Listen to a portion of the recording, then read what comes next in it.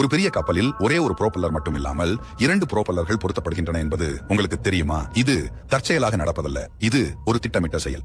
ஒரு பெரிய கப்பலை ஒரே ஒரு புரோப்பல்லர் மட்டும் இயக்க முயற்சிக்கும் போது அது விரைவில் சோர்வடைந்துவிடும். அது அதிக எரிபொருளை செலவழிப்பதோடு கப்பலின் கட்டுப்பாடும் மிகவும் பலவீனமாகிவிடும்.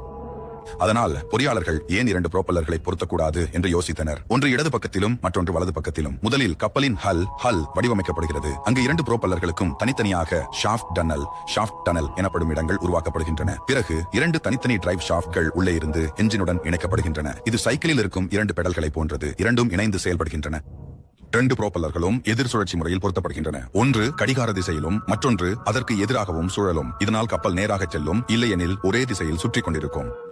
பிறகு இவை ஸ்டன் ஃப்ரேமுடன் போல்ட் செய்யப்பட்டு உறுதியாக பொருத்தப்படுகின்றன. எவ்வளவு உறுதி என்றால் கடலின் மிகப்பெரிய அலைகளால் கூட இவற்றை அசைக்க முடியாது. மேலும் 2 புரோப்பல்லர்களும் ப்ரொப்பல்லர்ஸ் ஒன்றாக செயல்படும் போது இந்த கப்பல் முன்னோக்கி மட்டும் செல்வதில்லை, மிகச்சரியான சமநிலையுடன் குறைந்த எரிபொருளில் அதிக வேகத்துடனும் முழு பலத்துடனும் கடலை கிழித்து கொண்டு செல்கிறது. இதுதான் பொறியியலின் உண்மையான வலிமை. அதனால கமெண்டில் பவர்னு எழுதுங்க.